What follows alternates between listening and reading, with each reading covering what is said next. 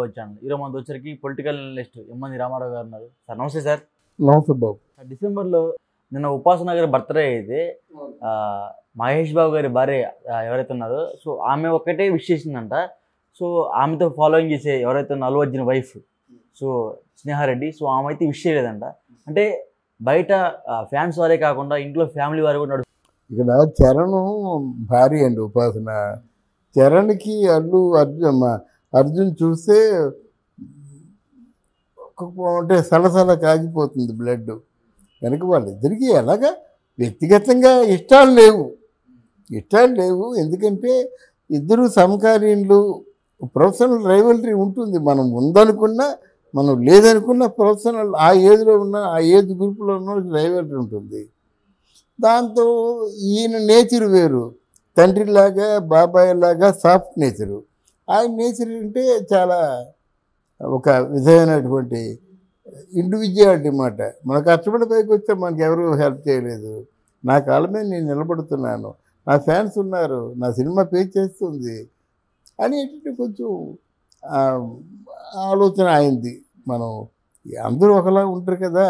ఇదంతా ఎందుకు చెప్తున్నానంటే ఈ రామచరణ్ మీద ప్రజల ఇంప్రెషన్ మారింది.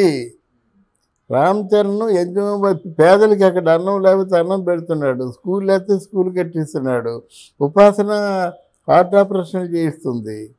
కానీ ఇన్ని విధాలా ప్రజలకు ఉపయోగపడుతున్నందుకు డెఫినెట్గా చెర్రీ మీద ఉండే అభిమానం వేరుగా ఉంటుంది. అప్పుడు చెర్రీ మీద ఎందుకు అభిమానం ఉంటుందంటే ప్రజల జీవితంలో కలిసిపోయాడు కనుక.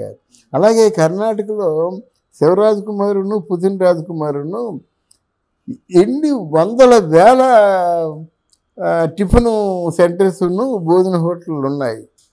వాళ్ళ కండిషన్ ఏంటి తెలిసిన, రుచికరమైన టిఫిన్ చేయాలి, రుచికరమైన భోజనం, ప్రోటీన్స్తో భోజనం పెట్టాలి. అది కండిషన్. కొన్ని వేల మాట.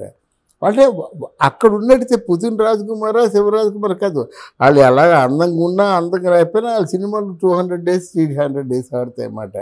అంటే వ్యక్తిగతమైనటువంటి విలువలను బట్టి సినిమాల తాలూకు బయటేజీ కూడా ఉంటుందని చెప్పడం కోసం చెప్పా. హోటల్స్ పెట్టించేస్తారన్నమాట వాళ్ళ అభిమానుల చేత.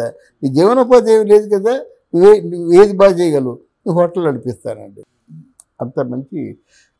ఇప్పుడు వ్యక్తిగతమైన జీవితం మీద మన ప్రొఫెషనల్ జీవితం కూడా ఆధారపడి ఉంటుంది. సో ఓవరాల్గా మెగా ఫ్యామిలీకి అదేవిధంగా అల్లు ఫ్యామిలీకి ఈ క్లాష్ వార్ అనేది ఎప్పుడు తగ్గిపోతుంటారు? వాళ్ళిద్దరూ బయటపడాలండి. వాళ్ళిద్దరూ బయటపడాలి. పడాలంటే ఎవరిద్దరు బయటపడాలి? అల్లు అర్జును రామ్ చరణ్ బయటపడాలి. మేమేం చేశాక భయపడాలి అంటారు. మేము ఏమైనా తప్పు చేశామా? ఆయన రైటే, నేను రైటే, మధ్యలో మీరెందుకు గోల పెడతారు అంటారు. కానీ వాళ్ళకి ఎఫెక్ట్ అయ్యి వాళ్ళకి లభించిన లాభం కానీ లభించిన నష్టం కానీ జరిగినప్పుడు అప్పుడు మళ్ళీ పుకార్లు వస్తాయి. మనకి అలవాటే కదా. Okay sir, thank you. చాలామంది దగ్గర అయ్యారు.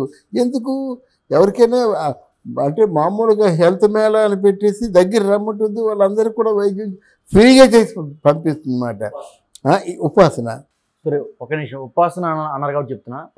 మెగా ఫ్యామిలీకి అదేవిధంగా అల్లు ఫ్యామిలీ వీళ్ళిద్దరి నుంచి పెద్ద పెద్ద సినిమాలు రిలీజ్ కాబోతున్నాయి. So mega fans Allu fans మధ్య పెద్ద వార్ కూడా జరగబోతుంది. అంటే ఈ రెండు సినిమాలో ఏ సినిమా హిట్ కాబోతుంది డిసెంబర్లో? సో మీ మాటల్లో. ఇక్కడ అంటే మనం ఎవరి పక్షాన కాదు మాట్లాడడం. ఒక రిలీజ్డ్గా పుష్ప అనుకున్న డేట్ ఎప్పుడైతే పోస్ట్పోన్ అయిందో సైకలాజికల్గా ఒక ఫీల్ ఉంటుంది ఎవరికి? అల్లు అభిమానులకి. ఇది పోస్ట్పోన్ అవడమే కాకుండా ఎన్నికల్లో ఆయన దృష్టిలో అది పొరపాటు కాకపోవచ్చు, కానీ జనసేన పవన్ కళ్యాణ్ ఫ్యాన్స్ దృష్టిలో అది పొరపాటే. అంతవరకు వెళ్ళి రవిని కలుసుకొని ఈయన్ని కలుసుకోకపోవడం, అక్కడ కొన్ని వేల మంది ఆయన చూసి జేజేలు పలకడం, ఆల్మోస్ట్ గెలిపించేస్తాడు అనేటువంటి భ్రమను కలిగించాడు. ఇక్కడ తల్లి పిల్లాదిరి నాగబాబు భార్య కొడుకు వీళ్ళందరూ కూడా ప్రచారం చేస్తుంటే రామ్ చరణ్ లాంటి వ్యక్తి కూడా ప్రచారంలో ఉన్నప్పుడు ఈయన అంటే మన మెగాస్టార్ చిరంజీవి గారు కూడా ఏదో బయటికి ఏదో తనకు తోచిన ప్రచారం అని చేశారు. ఒక కుటుంబం అనుకున్నప్పుడు కుటుంబ సభ్యుల్లో ఒకడు ప్రాణాపాయ స్థితి, ఒక్క క్షణం నువ్వు కళ్ళు మూసుకొని మిగతా చోట్లంతా పవన్ కళ్యాణ్ గారి గెలిచి పిఠాపురంలో ఓడిపోయాడు అనుకోండి, ఏంటి పరిస్థితి? తలెత్తుకోగలడా? ఇప్పటికే వార్డు మెంబర్గా కూడా నువ్వు గెలవలేవు అన్నదానికి 21 సీట్లలో 21 సీట్లు 100% స్ట్రైక్ రేటుతో భారతదేశంలో నెంబర్ 1గా గెలిచాడు. కాబట్టి ఒక నాయకుడి హోదాలో మాట్లాడగలుగుతున్నాడో మనం చూడగలుగుతున్నాం. అంటే ఎక్స్ట్రాడినరీ, దాన్ని అదృష్టం అనుకునేయండి, అదృష్టమే కలిసి వస్తుంది రండి వీళ్ళందరూ. కానీ అంటే నువ్వు ప్రయత్నం చేసినట్టయితే ఆ ప్రయత్నం ఏదో మనసావాత కర్మణ నువ్వు ప్రయత్నం చేసినప్పుడే దానికి దైవ సహాయం కూడా తోడుంటుందన్నమాట. అది తోడైంది. ఇది ఎందుకు చెప్తున్నానంటే అటువంటి క్లిష్ట పరిస్థితుల్లో జన సైనికులు అనుకోకుండా బన్నీని నిరాదరించారు, కోపం పెంచుకున్నారు, నీ సినిమా ఆడడం అన్నారు, నీ సినిమా ఎలా రిలీజ్ అవుతుందో చూడమన్నారు. దానికోసమే కదా పోస్ట్పోన్ అయ్యింది. తర్వాత ఇప్పుడు ప్రొడ్యూసరు, డైరెక్టరు, హీరో. సినిమా అంటే మీ లైఫ్లో ఎవరికైనా success will have so many fathers. ఒక విజయం వచ్చినప్పుడు దానికి చాలామంది తండ్రులు ఉంటారు. నా వల్ల ఈ విజయం వచ్చింది, నా వల్లే ఈ విజయం వచ్చింది. బాగా డౌన్లో ఉన్న వ్యక్తి కూడా నీ లేకపోతే ఇదంతా కుప్పకూలిపోయేది అంటారు. కానీ failure is an orphan. Failure అట అనాథ లాంటిదట. ఫెయిల్ అయిపోయినప్పుడు నాకు తెలీదు అంటాం. అది సక్సెస్ అయినప్పుడు ఇదంతా చేసింది నేనే అంటారు. ఆ సినిమాని చేసింది 100 మంది ఉంటారు సక్సెస్ అయితే. ఫెయిల్ అయిపోయినట్టయితే ఎవడు దగ్గర రాడు. అలా అందువల్ల ఇక్కడ పుష్ప సినిమాకి ఏమో ఎలాగుంటుందో మనం చెప్పలేము పరిస్థితులు.